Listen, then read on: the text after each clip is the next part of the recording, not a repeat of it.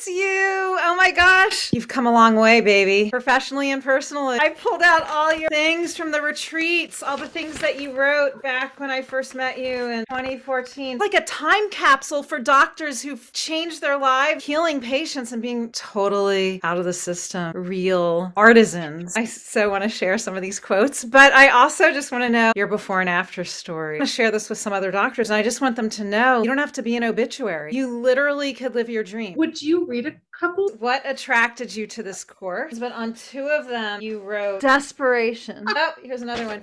Desperation. Other ones were total confusion. That was October 2015. You also wrote Pamela's anti-bullshit attitude. Take us back to the confusion and desperation state. A lot of people hover in that state for way too many years, sometimes a lifetime. It is very hard to identify with all of those old emotions. Protected myself from the kind of abusive and self-denigrating energy. I felt better and better about myself because as I work with my expertise and my passion, I do a beautiful job and my patients thrive and give me loving feedback on a daily basis. You're doing amazing. You're so incredible. Enough years of this and you can't remember feeling like a piece of shit. Felt like a loser, which is interesting because at baseline, border on a little narcissistic. I'm very outspoken. I feel very educated. Even with my baseline, I still was able to feel stupid, unprofessional. Imagining people coming from a more self-denigrating place at baseline. I'll never be good enough. I'm not good enough. I'm stupid. If they actually think that, there's no hope to not feel like a total piece of shit. It makes anyone feel like a total piece of shit. I'm very sensitive and I feel things very strongly and loudly. I am not able to suppress pain and emotions very well. Can't ignore unethical practices. You are unable to submit to that and to self-abuse. You quit residency, became a real doctor with your own practice. But when you came to me at the retreat, remember you thought you were going to be a pharmaceutical rep peddling drugs out of your back of your car. Didn't know what else you could possibly do. I had to tap you on the head with my anti-bullshit wand and say, you're amazing. You can do anything you want. You can have your own practice and people will pay you more because you quit residency and you can give them the true answers that they're seeking from a very balanced view that's not indoctrinated in any one healing art. The longer you stay in training and then in the system, the more fear builds up internally of reprimands and firings and the board and trouble and lawsuits. And so doctors who have less fear and can act from less fear and more certainty and trust and a feeling of faith, like, oh, I know what the right thing to do is. I'm not living in the medical legal paranoia as much. People line the fuck up to pay cash to see me. It seemed unethical to be focusing on an embarrassingly myopic omeprazole prescription of people who had poor lifestyles because they had emotional problems. I considered going to naturopathic medical school, another 4-year postgraduate program. Fortunately, Pamela was able to catch me. Additional degrees are not necessary. Additional experiences are necessary to come back into a sense of trust and confidence in myself. It's really a knee-jerk reaction for people who are used to getting pat on the back by academia as overachieving students that we all are that got us into med school, that if we reach a roadblock and we don't know what to do, our knee-jerk reaction is poor diplomas, certificates, and degrees. Look, I had these in the closet for a long time, but now that I'm retired, I put them on the wall to prove that I actually did something with my life now that I just sit in the garden and water all day and eat strawberries and help physicians with trauma recovery and read obituaries of the people who didn't make it to the retreat and didn't ask for help. What is the deal with not asking for help? Oh my God. And there, it's because it's sort of like an every man for himself kind of culture that people are falsely acting like it's okay, falsely acting like they like their job, falsely acting like they feel like they're doing a good job in 4.5-minute visits, trying to keep a good face up. Everyone's just trying to keep a good face up and not admitting that their soul is crumbling underneath. And their soul is crumbling under the supervision and guidance of other physicians. So that's what leads to this comment, which I've heard a number of times at my retreat. I don't know if you've ever heard this. So this woman comes, I think I know what it is, but I won't out her. She's like, my husband made me. I don't know why I'm here. I hate doctors. I don't even like doctors. Isn't that heartbreaking? How self-berating is that? To not like Pamela, yourself. I was fucking terrified of doctors for years, probably until the past 2 years. And I've been in practice now for 6. And I would really not interact with them unless strictly necessary. I only interacted with naturopathic doctors and acupuncturists and other kind of healing professionals. They have medical degrees. Chiropractic physicians have a 4-year postgraduate medical school. Naturopathic physicians have a 4-year postgraduate medical school. So they were physicians in their own right, but I was like too terrified. Even though I felt good, I could re-educate myself. I could find who I really was in my career dream. I still was afraid of doctors. Is that because you left your residency and you felt like a failure, you didn't fit in or something? Or what do you think caused that? I feel like doctors can be really mean and like instantly denigrating based on status. Some can. It's just, you never know. But what do you think is really emotionally creating that? It's cultures of unhappiness. It's just unhappy people. It's just going back to hurt people hurt people. Yeah. And it's clenching their buttholes so hard that they're giving themselves constipation and like making everybody else emotionally constipated too. So I realized I had to leave my residency because I was not fit to recommend omeprazole for people's emotional problems. And I I couldn't do that. So fortunately, I started my first of 10 retreats, with Pamela, 10. I went to 10 of Pamela's retreats as I was finishing my only year of residency, of family medicine residency. And I was able to put together my first steps of my personal dream, which my story is interesting and everything, I guess, but it's not like applicable to other people necessarily. And I still to this day, Pamela, are like, you need to do Pamela's intro course, which involves reflection and discussion about what is it that you really want to do if you could do anything, what really lights you up. And people are so disconnected from that it takes time to like calm the fuck down from feeling like a piece of shit, get a little shiny star shined up inside of you again, start dreaming again. It takes time. This is not instantaneous. So, and that process is so unique and everyone wants a different thing and has a different ideal patient and a different ideal clinic. I'm so sad when people just, again, escape the Titanic of assembly line big box medicine and then put all the working parts together for a clinic, but they skip the personal introspection about what they are at the soul level. So they've just replicated another clinic that is like literally a small box version of the big box that will then keep them a prisoner, which is why I see so many physicians who are like not blissed out in their own practice. I had a session recently with a therapist who said, "You're the happiest doctor I've ever seen." It was like a medium psychic thing. And she's like, I can't, you're not a doctor. I can't believe you're more like a teacher or a therapist, right? You're not a doctor. And I was like, no, I'm a doctor. She's like, I've never seen a doctor as happy as you. She's like, and so I think people are skipping the happiness step of like retrieving their heart and soul that has been slaughtered in reductionist medicine that just severs that at the beginning.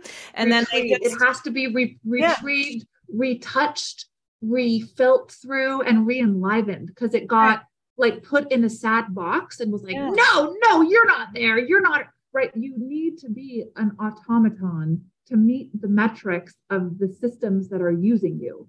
Right. And you have to act like you're choosing to do it. So it's a very disturbed thing. And pretending that that's okay is so at odds with like a real awake person's, I guess, ethics that it's very damaging to like act like it's okay and work in assembly line medicine for years to decades. So then what people do is sometimes leave assembly line medicine. They put all the little working pieces together of their business bank account and their website and their little, business cards, and then they're still not happy. And some of them are bringing in shit money, and other people are bringing in really good money, and they're still not happy. And you're not happy because you haven't involved yourself, your soul in the process, right? I figured out that I wanted a like holistic medicine mentor and set out to find her with a passion alive in my heart, and made some very simple steps like Googling naturopaths, having tea with them, asking them what they did because I didn't know what that was. And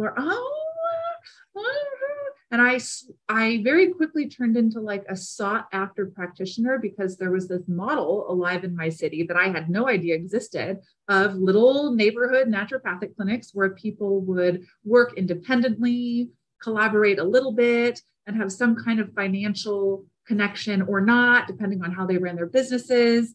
And I was suddenly like high value because my degree is like fancy, and naturopathic degrees were and still are like less fancy. So I went from feeling like a piece of shit to Pamela being the first like injection of like, you're a really smart, nice person. You're going to do good. And literally I was like in this weird, Pamela, I have this visceral memory of sitting in circle with you at a smaller, earlier retreat at Brighton Bush, and being like, if you have, when you speak very impassionedly, like it's clear, and you use your hand punctuation, and you have the way you listen to yourself talk, like it's very unique. And I was glued into eye contact with you and was receiving this like light transmission of Pamela's juju around confidence, healing, creating your own dream life and dream clinic.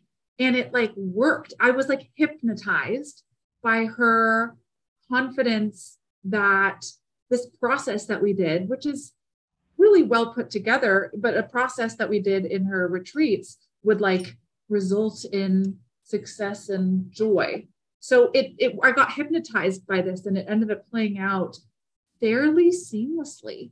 And once I realized the world was my oyster, it became like, oh shit, I got to narrow this down.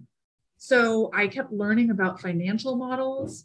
And as soon as I learned about the membership model, it like dawned on me that there was no other sane financial model for me.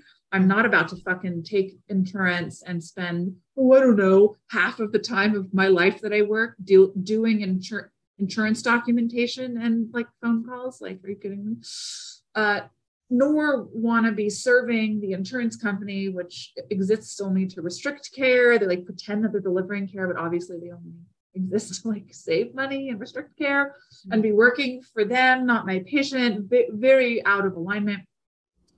And I also, the model of like just paying per each moment you spend with the patient has some ramifications in the relationship with my patient that I don't like, such as, shit, I don't know if I can afford to have another follow-up visit, or damn it, I better get my money's worth out of this time that we have together, or people kind of not following up due to financial reasons. So the financial model, when they're fucking locked in to like a contract and are paying monthly, regardless of what they use, we are only working with their like motivation and desire to work with me. And I get to spend huge amounts of time with this patient and this patient who have a hospitalization and a mental health breakdown. And we're texting many times a day. We're talking twice a day. They're like quiet patients for 6 months who I can't get a hold of, but send a text or portal message here and there to, hey, how you doing? Is your gut still, how are your poops?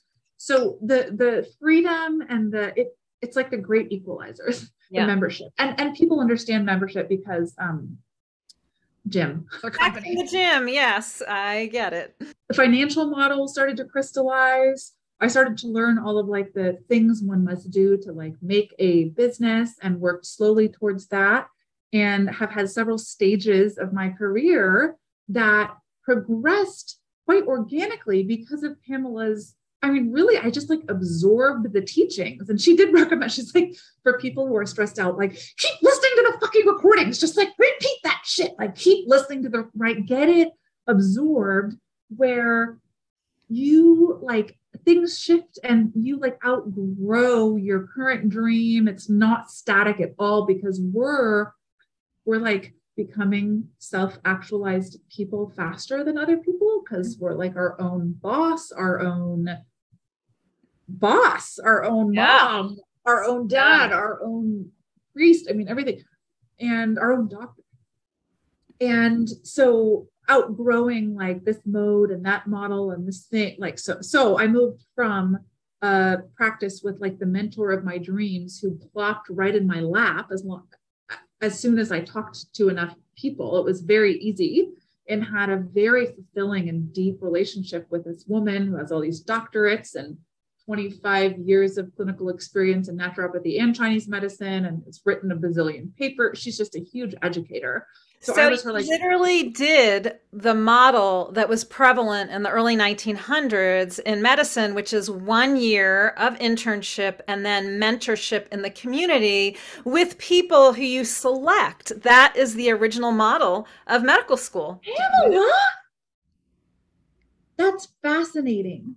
And so all this like complaining about not enough money, Congress, residency slots, slots that are, we don't have enough and we don't have enough doctors. It's like if we went back to the model that you have just re-pioneered, which is 1 year of internship and create your own ideal mentorship scenario, which people are generally willing to do for trade or for free or low cost. Definitely a better deal than staying in residency, potentially making more money than the co-residents per hour for sure. But I think per hour. She was just happy for a motivated learner to be seeing patients in her clinic. I shifted from a beautiful 5-year mentorship where my brain got so soaked full of this incredible functional medicine approach to evaluating the underlying body systems and the gut biome and chronic infections and nutrient deficiencies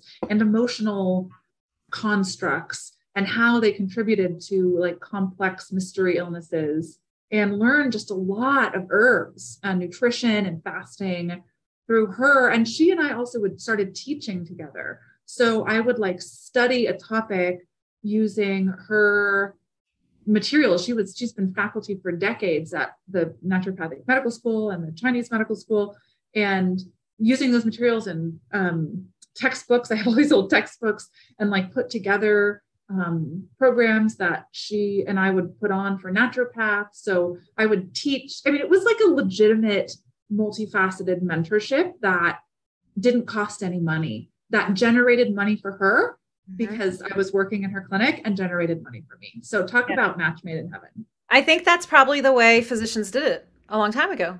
Yeah, they just made money and mentored each other as they went. And now what we've done is we've allowed these no value added third parties to intervene to the point where we're just cogs in the wheel. And I actually got this Voxer message from this doctor who said, my son did the math. If I make $2 million a year for my hospital and work 80 hours a week, which is what she's doing, that's $480 an hour. And I wrote, so how much of that do you get paid per hour? And she said $58. Basically something like 88% overhead, which is terrible. And this woman has no free time to do anything. She's charting till midnight all weekend long. She's I think on a 30-hour, she's FTE 30 hours, but she says she spends 70 to 80 hours of her own time charting and doing other stuff. I'm just letting you know. Because it's your responsibility. That's what's so fucked up, is like the liability ends up on your head if something goes wrong, right? If you like don't chart correctly, you have to deal with board investigations, and they know that, and they're like, you deal with that. You deal with that problem. I mean, they are fucking laughing. These people are like hysterical at what they've gotten doctors to do. It's very, very bizarre. So I have started taking med students. Oh, yay. Because they need help. Yeah. And there is no shortage of med students who feel like they don't fit and are not stoked to like go to residency and to the residency and like start being in clinics where people hate you because you're like taking up their time and they have no time, and feel like they want to tell people to eat vegetables and go walking, but instead they have to tell them other stuff. And I got in trouble for passing out a kale salad recipe in residency. I got called in to the like program director person's office because I didn't get approval from the patient education committee. I was a little bit too excited to be like plant-based, and it wasn't cool back then. I was bypassing the bureaucracy. So now I have my own practice. And like eventually the group practice, like they were all her staff and it was like fine for some number of years. And eventually dealing with staff that are not mine, I like didn't have enough control over stuff, and it became such a fucking pain in the ass. And the pain in the ass started out like small and grew to be large enough that I was over it and wanted to live in peace and harmony in my own little like crystal studded, like plant covered crystal fern. Look, I got new curiosities. I have little insects on pins and beakers. Very cute. And not have anyone bother me. I was really tired of anyone bothering me. So now nobody bothers me. And I spend a bazillion, like all of my, so I see like 1 to 4. Okay. So I have a membership model where I have a relatively small number of members. I think I have 64 members or something. Oh, that's awesome. And what's the membership fee these days? You increase. So to like sign up with me, it's $2,200 for the first 3 months. Where I do your intake, which is like long and multiple appointments, and put plans together, which are long and multiple appointments, do like records reviews and collection from that time you had a brain MRI and the psychiatrist and blah, blah, blah, review all of that, make recommendations, make referrals, do a bunch of labs, interpret them with you and like go over like, what are we looking at, blah, blah, blah. And so that's like unlimited care for the first 3 months, and telephone and text and email and whatever, and office visits. And then after that, it's $200 a month ongoing with no like long-term contract. We can quit at any time, but nobody ever quits. Yeah. Yeah. Even if they don't use me, they're like, they want the access because what they get is someone who knows them, who responds directly to them in a timely manner. Shock of all shocks, right? You can't get that. It's like not safe to have medical problems because you can't get your doctor who knows you to respond to you in a timely manner and who is exceedingly thoughtful and slow. So every little thing that happens, I'm like, well, I think we really need to be doing more with probiotics and prebiotics, like your UTIs, like blah, blah, blah. Well, I do a lot of like PT motivation because all of my older patients, I'm like, you need some fucking leg strength and balance training. And they never go if you just like write a referral. You have to like, so I fucking work on people for years to get them in with a physical therapist so that they will have consistent physical therapy that their insurance pays for. So my patients are largely insured. So their insurance pays for their labs and their x-rays and their PT and their gastroenterologist and their colonoscopy. But my work with them is outside of the insurance system. And generally, I have no problem. So Kaiser doesn't like you to order labs through Kaiser, but everyone else pretty much doesn't have a problem. It's rarely a problem to order labs and blah, blah, blah, all this stuff. So, and I bring in nutrition, herbal, whatever, as well as acceptance, because I have a bunch of like extreme COVID vaccine paranoid people who even think they are like injured from people who are vaccinated. Anyway, and I don't laugh them out of the office. I don't make them feel bad. And it's not just that one issue. Lots of people with unusual or like whatever, unpopular health beliefs can come here and always have someone be nice to them. My job is to be nice to people. Yeah. Accepting. Oh, Well, that's interesting. I haven't heard that before. I'm happy to look over that link for you. Instead of being like, I've never heard of that. I don't know what that is. oh my gosh. So I have to bring this up because I just published, I don't know if you saw an article that I spent a week on informed consent. The title is As a Doctor, I Was Trained to Violate My Patients' Rights to Informed Consent, which I think is maybe I'll just share a little bit about what happened in residency because I think this will bring back memories, but I want to share about the reason why I bring this up is that I love when people bring in books and articles and things for me to review because I'm not time constrained like you are not time constrained.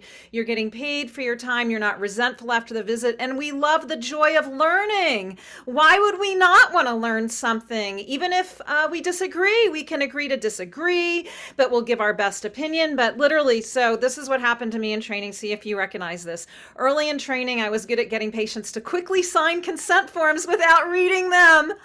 I didn't have time to read them either. I didn't know enough to explain risks or answer questions in these 10-minute visits. Like my peers, I just reassured patients that we were giving them safe stuff, right?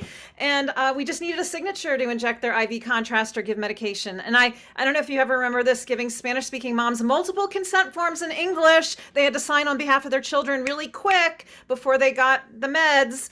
You know, these people trusted me, and I literally was trained to be deceptive. And I think it's just this time constraint issue. And I feel like most residents and physicians can relate to what I'm saying. I don't know. But then you might remember this story. In my final year of training, I was told to prescribe Premarin, pregnant mare's urine-derived estrogen, to all menopausal women without explaining alternatives or risks. It was just part of healthcare maintenance, like give everyone estrogen, fountain of youth. Okay. And I refused to do it. I was reprimanded. I went to the medical library, did my own research, rather than rely on drug companies or my training program. I found out received money for their involvement in the Women's Health Initiative study on Premarin in menopausal women. So conflict of interest, which I didn't know until later.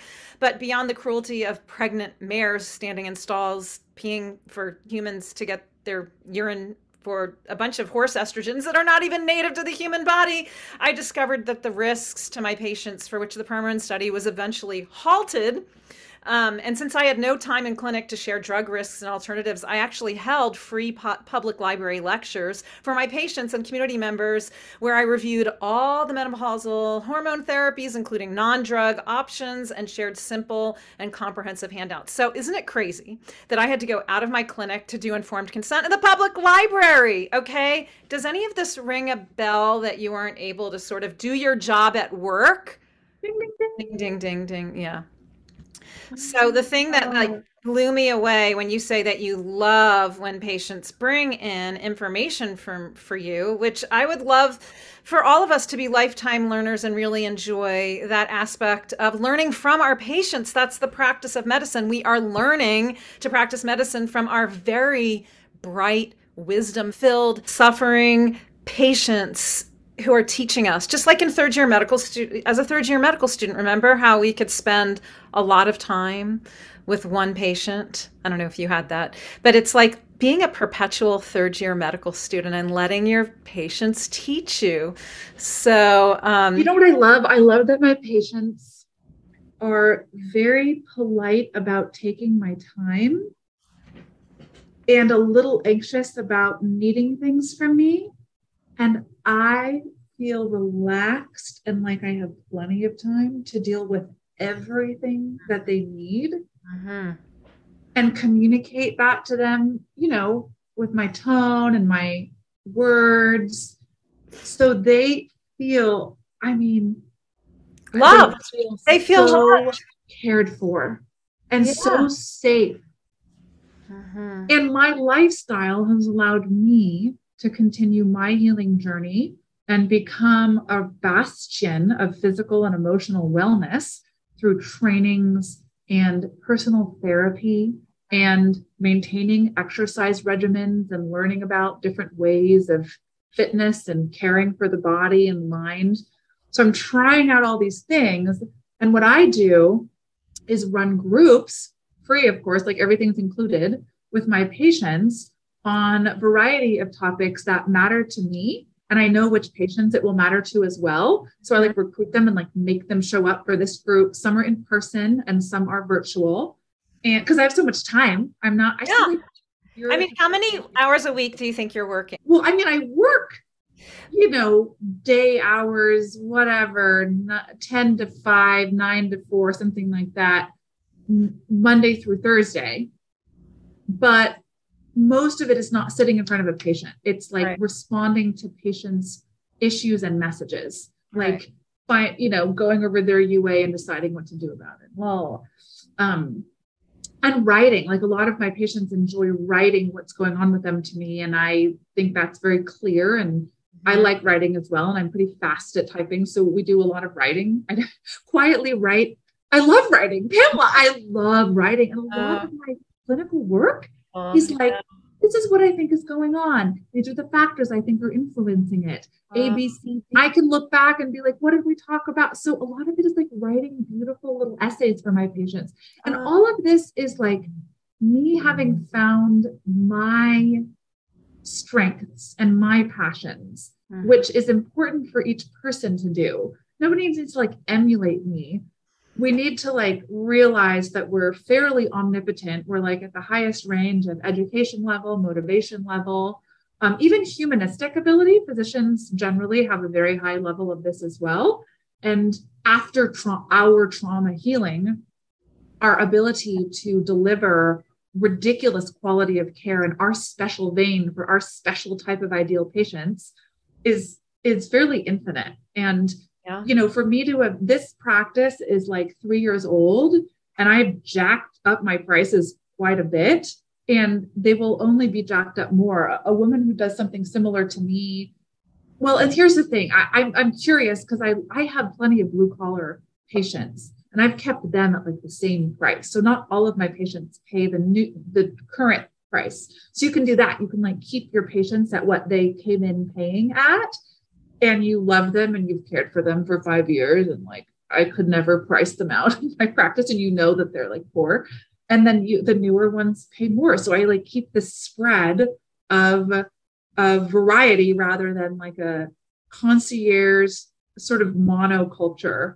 But there's a doctor locally who does similar work to me, and she charges $1,000 a month. I revamped my membership agreement to involve no after hours care guaranteed.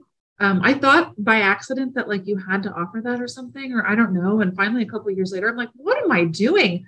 I think that's a holdout from the residency situation, the 24/7 via, And they were always kind about it, but I realized that legally I simply needed to state I am not necessarily available. But guess what?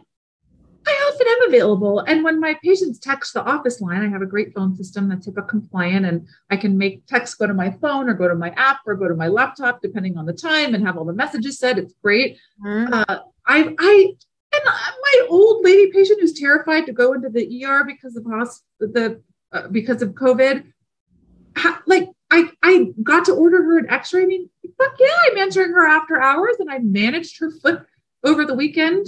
And they're like, the gratitude of them, the love. We love you, Dr. Kat. Oh my God.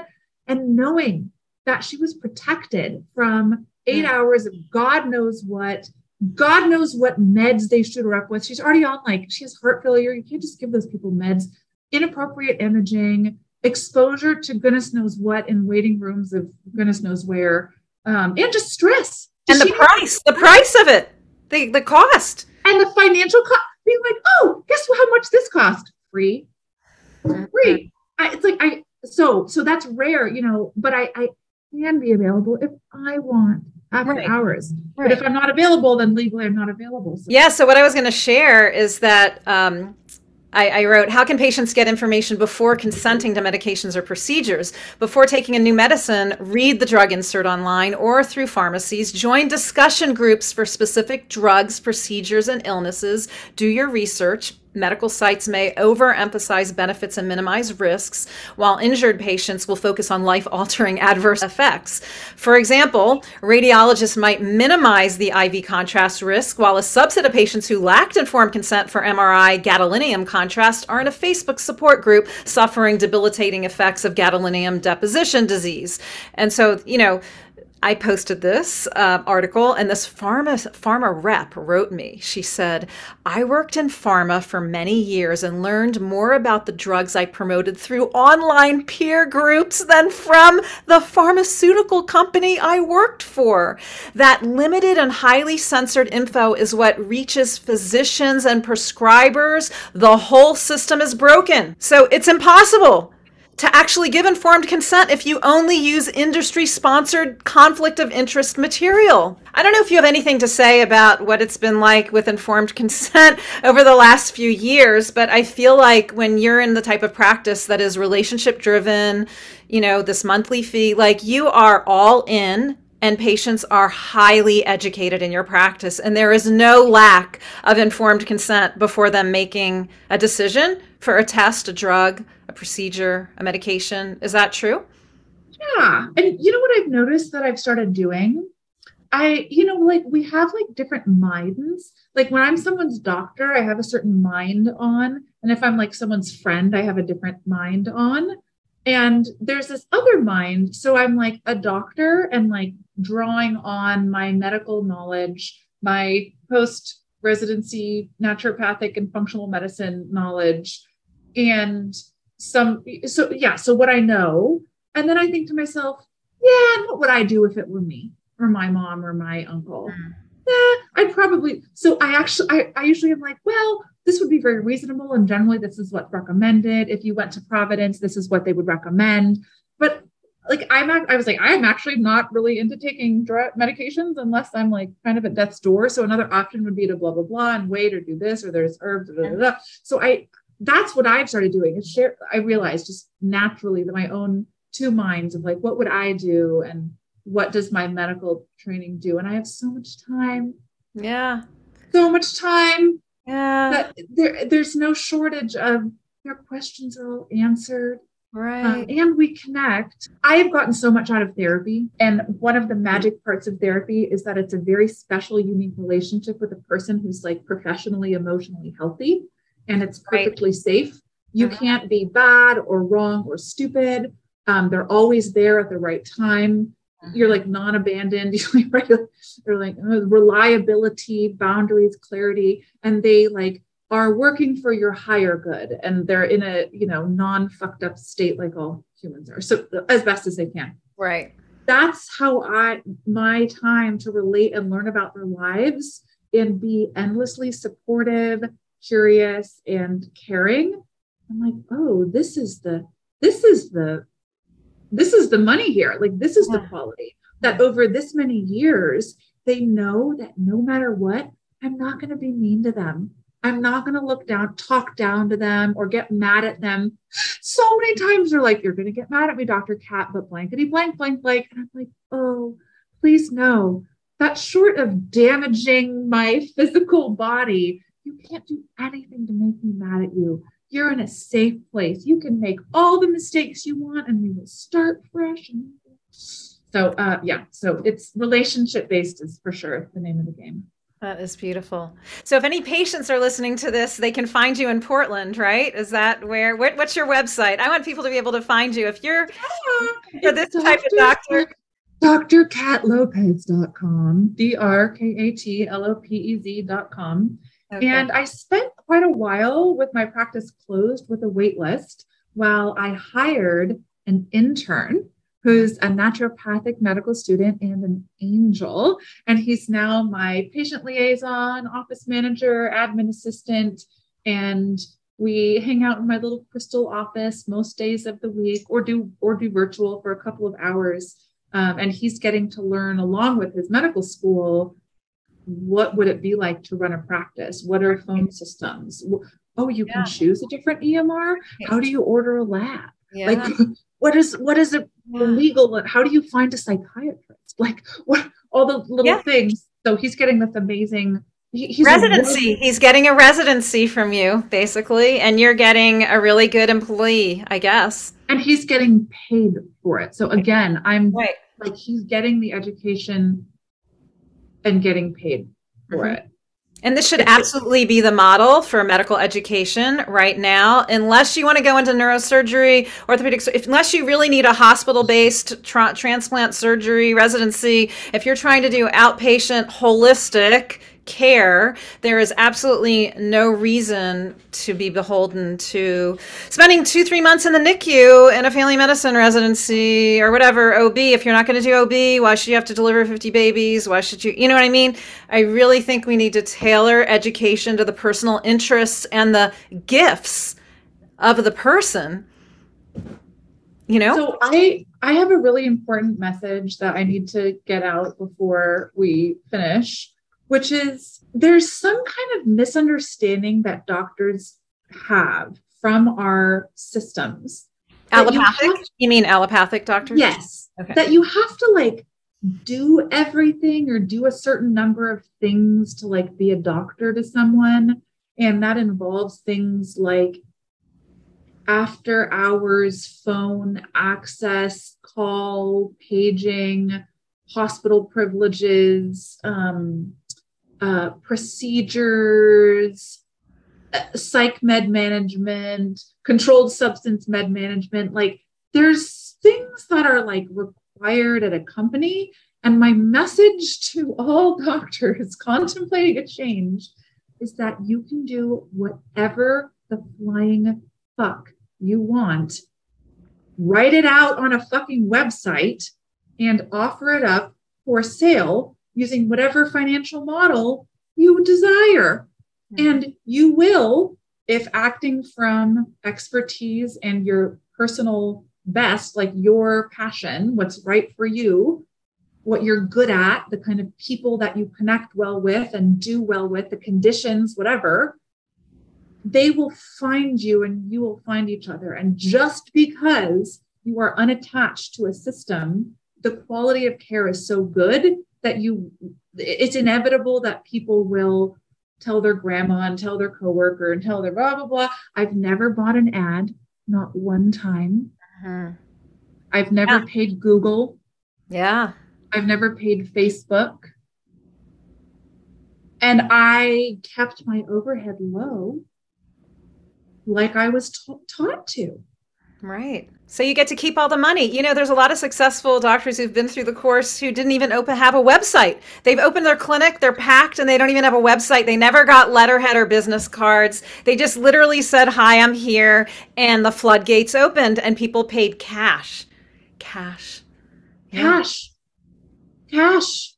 They're waiting for you. And it's really not that expensive. I mean, Pamela helps restructure your brains of like, call around for plumbers' hourly rates, call around for lawyers' hourly rates, call around for web designers' hourly rates. How much do you want to charge? And doctors are like, oh, should it be 50? Like, no, it's like 400 or 5. Mm-hmm. Yeah. The low confidence. Until that feels natural, you come across weird. So all of this is like energetic, where you're coming into a sense of confidence and clarity within yourself, which just takes time. It's not instant. So the things that you liked most about the retreat were the dance party and the soaking. Let's see. The energetic manifestation, clarity, very educational on how to approach life, business and doctoring, empowerment, banishing bullshit, calling it like it is, and business plans, and seeing awful looking bedraggled doctors pink up and start smiling. How does that sound? How does that sound to anyone listening? Would you like to pink up and start smiling? Have a good doctor, be a good doctor, be the healer you were born to be? I don't know, Kat, what other points of wisdom do you have for people who are like literally still, I don't know how they're doing this because it was 16 years for me in my own practice. Now I'm retired, but still helping people in a coaching arena, right? But I can't imagine being locked into a big box assembly line clinic when I've been free for 16 plus years and you've been free for 6 plus, like 7 plus years. Yeah. It's hard to even remember the crap that we ingested, but there are people that are still stuck there. And what can we tell them? What can we tell them? I think of this as like how humans can just get very myopic And if you guys think about depression, and people who are depressed have this like stuck mindset where I'm a piece of shit, negativity abounds. I don't have the motivation to do the things to help myself, to make myself feel better. I'm alone. Like loneliness is my reality. You know, even the connection that's trying to get to them can't get to them because right, if depression healing, part of it is perception shifting from these things that you're thinking and therefore like are real for you to other ways of relating to reality that are like non-depressed. It's the same thing. If you think and have really gotten bought into and had to behave like you believe a lot of lies from corporate medicine, you're like mentally stuck. So the kind of unsticking things, I mean, there's a variety of them. Going to the woods on a retreat with Pamela that I had the great privilege and pleasure of doing was obviously, right, it takes you out of your environment. It's in this whole other group. You're doing all these, you're hearing a lot of new inspirational things for days on end. So it's like not your fault that you're stuck. It's like a natural human neurologic thing to get stuck in. I have to make this exact paycheck. If I go even one day without it, I'm financially fucked. I have to blankety blank, like all of the I have to's. I understand that you believe those, and it will take a shift of perspective. And if people don't choose to like liberate themselves and like shift their perspective and see if they can get the garbage out of their brains and start their healing path and start to live their dream, then oftentimes something will have to kick them in the pants, like a health problem or like cancer or suicidal ideation, partner leaving them, their multiple sclerosis, because it's not healthy to like live totally out of alignment with your personal ethics. Yeah. So I think that it's really important to get out of your native environment, meet new people, like learn to enjoy the company of other doctors who love their lives. There are many doctors out here who are happy. I mean, I would go hang out with happy doctors if you'd like to be a happy doctor, right? Hang out with people who seem to have figured it out, like Kat. And yeah, it's just another thing that I've learned, because I used to think that it was just medicine that traumatized us, but I now believe that for most people, the decision to pursue medicine is a trauma response from childhood. What do you think about that? Interesting. You know, I had competitive copycat stuff that spurred my initial interest. And once I made that decision to like try to compete with this friend who I idolized of mine, who had decided to do pre-med in college, we went to the same college. It resonated really strongly with me. And yes, my father was totally emotionally unavailable and depressed when I was a child, and my mother went away. So I had like no loving person as a 8-year-old on. Just like a mean man, large man. And I could reliably get kindness from him with academic achievement. So I got really, focused into like achievement. So it was very, it is a trauma response of, oh my gosh, I have no value unless I'm successful in these ways, right? If I had like gotten a job and made a bunch of money, that wasn't it in our family. It was like academic. We're not a family for him, for my dad. So yeah, it is a weird like personality thing of, fortunately, I am completely and utterly obsessed with health and wellness. And I am my work, it's like, it pays me to do what I naturally obsess about constantly in my mind, like all day and all night, and like all of my dreams. Yeah, you're on a perpetual vacation. Basically, that's called, you own your own practice and you can think and do and and write about and learn about a topic that absolutely fascinates you, that you can help others. I mean, what is better? I think everyone who goes into medicine, especially primary care, psych related, has the same dream. They just don't have the structure and the mentorship to pull it off. So I guess my last little bit of advice is I would encourage people, if you're not blissed out by your job, please reroute your GPS and find some mentors, because we're out here and you don't have to suffer. You know, you do not have And I stand firmly by Pamela's, like, isn't it 101? You have like a 101 course. Yeah, I mean, it's on demand now, so it's like 20 hours of MP3 audio that you could just download and listen to over and over and over again, and you will brainwash yourself out of the bullshit. I am only here, like, I re-brainwashed myself with, I am intelligent, educated, motivated, loving, and can be creative. And here's a bunch of options. Ready? 1, 2, 3, go. And I'm like, what? And it just worked. I also know that I was less depressed and traumatized because of how little time I spent in training. So I'm not surprised. And I went to 10 in-person retreats of Pamela's. You know, after we do the fire ceremony so many times, you have nothing left to throw in the fire. You know what I mean? It's the fire ceremony to throw away your pain and suffering. And it even surprised me after a number of treats. I had nothing left in me that was negative or painful, because we were able to discard it in a community of supportive healers that in the end, even the people who thought they hated doctors loved these people. And yeah. Like, when I think back to some of the doctors in training who were really, really like basically hated me. I have a big personality, so like I attract people who hate me. I can only feel compassion for them and know that their fucking life kind of sucked. Like, I'm sure they like parts of it, but like, it is not a good life to be faculty at an academic institution. I mean, there's good parts to it, but it's painful in other respects. And I'm not fucking surprised that my free spirit irked her or them or whatever, because those are parts of themselves that they have fucking castrated off, is like the free spirit. And they're like following in line with academics. And so it's beautiful to now, I look back on her, I'm thinking of this one woman's face and I'm just like, you were an amazing teacher and you were so fucking mean to me. And I can see why. It doesn't hurt me. Yeah.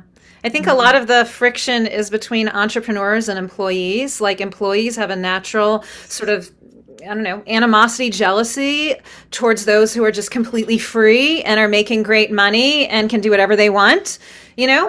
So I think that's where I've gotten into a lot of trouble with some subset of physicians who have trouble with me, because being a free spirit and an entrepreneur with no needs to be in a box can rub people the wrong way if they're trapped. And then to be a truth speaker is really like, wow, like that's very unusual these days, to be able to speak the truth about taboo topics, you know, and really keep an open mind. High empathy in a time of divisiveness is really an interesting pursuit. What were you going to say? So I just want to, like, you know this, I guess, peripherally, but the joy and fascination I get from doctoring or whatever that is, like thinking through really complicated, weird problems, all of which have tons of psych and emotional overlay. Everyone's health problems are like, ugh. And teasing that out and addressing that with my tools and thoughtfulness and time is so endlessly fascinating and nourishing. I mean, Pamela, I'm nourishing for both of you. You have an artisan type practice. It's a one of a kind. That's the other thing that I want to tell doctors is, like, when you're living your dream and your soul's purpose, nobody can replicate it. Like, there's nobody in the world that has another clinic like yours, because nobody else is Kat Lopez and nobody can do it your way, you know? And I just want people to know nobody can steal your dream except you. You can steal your birthright of your dream by submitting to a culture that is killing you. There is no way that I could be realized in this way, all of this, without like buying in to your methods, your live your dream 101 methods. It's like, trauma healing and like dream up the best thing and reactivate your confidence and what lights you up, your slogans, the no bullshit. Like there's no way. And it's not just like, it's not a job. It's not work. You have that quote about like indistinguishing play and work. It's like an Eastern philosophy. Yeah. Like you really made it if you can no longer distinguish your work from your play. Mm-hmm. This is my life of thinking thoughtfully and working with the emotional and spiritual overlay of health and wellness is endlessly fascinating and gives me this daily experience of love between this person who's totally unique and different from me and different from the last person and gender and age and everything. And I couldn't, there's no better thing that I'm like on top of the fucking world. There's no better. I feel almost embarrassed about what I get to do. It's ridiculous. Yeah. And it's hard. And it's like being able to do what you love to do and getting paid for it. Like getting paid to basically be on vacation healing people and learning, like, you know what I call CME, complete medical empowerment. You are in a zone of complete medical empowerment where you are a lifetime learner and you're getting paid to learn and help these beautiful, vulnerable people who trust you. And I couldn't be happier for you, Kat. I'm so glad you're not just roaming around peddling pharmaceuticals from your trunk. I knew you had more in you than that. And I like where I chose to have my office a couple years ago, like it's amazing Pilates studios across the street. So I go to Pilates and yoga like twice a day because it's like across the street. I'm like a picture of wellness. I have the best time. I have this little Pilates community right there. Everything I could want. Yeah, that's awesome. Well, Kat, is there any help that you need from me? Do you have any questions? I feel like you've really got it made and you've figured out the fortune cookie of your life. But if you have any coaching questions, I am friggin' happy to answer anything for you live. Is there any problem that you're having with your practice that I can answer? Oh my God, I should have prepped. I'm sure I could fucking think of something. Well, if you want, you can write a whole list of questions. We can have another little mini session, a 10-minute session at some point. You just let me know. I'm so like dreamy and like focused on how great everything is. I like can't come up with anything. But of course I have small issue. I guess for your interest, I mean, you probably know this, but my romantic relationship with my partner feels so loving and healthy and solid. I never knew what that was like until him. I didn't know I could have that. I thought I was too much of a drama queen.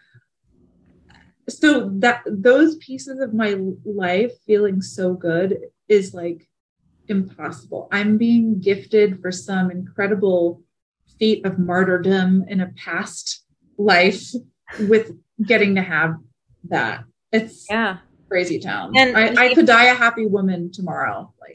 Oh, that's so beautiful. Yeah. If you hadn't broken out of the sort of assembly line big box thing, you probably wouldn't have been able to manifest that relationship, I would guess, because how can you manifest a beautiful romantic relationship if you're charting till midnight on the weekends? I like feel like you're doing a bad job.